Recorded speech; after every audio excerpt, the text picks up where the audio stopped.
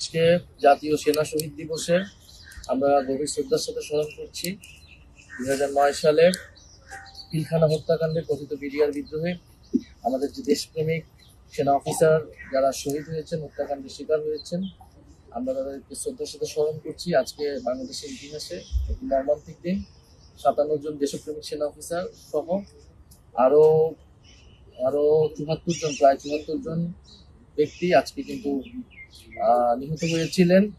এবং 2008 সালের যেই পরিকল্পিত ষড়যন্ত্রমূলক ইলেকশন, সেই ইলেকশনের মাধ্যমে আওয়ামী লীগ প্রথম টার্গেট করেছিল বাংলাদেশ সেনাবাহিনীকে, এই প্রতিষ্ঠানটিকে। কারণ বাংলাদেশের গণতন্ত্র, বাংলাদেশের স্বাধীনতা, সার্বভৌমত্বের রক্ষায় সবচেয়ে বেশি অগ্রণী ভূমিকা রাখতে পারত এই সেনাবাহিনী। ফলে সেনাবাহিনীকে দুর্বল করা এবং যে একটা মাস্টার প্ল্যান নিয়ে 2008 সালে আওয়ামী লীগ ক্ষমতা এসেছিল, ফ্যাসিবাদ কায়েম করেছিল, সেই পরিকল্পনার অংশ হিসেবে শুরুতেই সেনাবাহিনীর বিরুদ্ধে এই নকশা ষড়যন্ত্র চালানো হয় এবং যার সাথে জড়িত ছিল পার্শ্ববর্তী দেশ ভারত এবং বাংলাদেশ আওয়ামী লীগ, ফ্যাসিস্ট আওয়ামী লীগ, তারা এই পরিকল্পনার সাথে সরাসরি অংশ ছিল।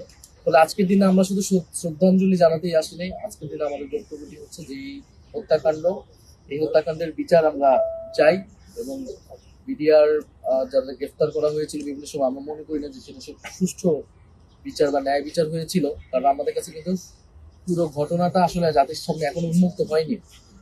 ইন্টারিম গভর্নমেন্টের সময় তদন্ত কমিশন করা হয়েছে। আমরা চাই সেই তদন্ত কমিশন পুরোটা উন্মুক্ত হবে জাতির সামনে এবং সেই অনুযায়ী তার যে সুপারিশ থাকবে তদন্ত কমিটি, সেই সুপারিশগুলো বাস্তবায়িত হবে এবং জাতি ন্যায় বিচার হবে। সকলেই ন্যায় বিচার হবে, যারা ভিকটিম তারা ন্যায় বিচার পাবে, যারা দোষী তাদেরকে যাতে বিচারের আওতায় আনা হয়। আজকের দিনে আমাদের এটাই আমাদের চাওয়া, এই নতুন সরকার তারা যাতে ইন্টারিম গভর্নমেন্টের সেই যে তদন্ত কমিশন, সেই তদন্ত কমিশনের রিপোর্ট অনুযায়ী কাজ করে।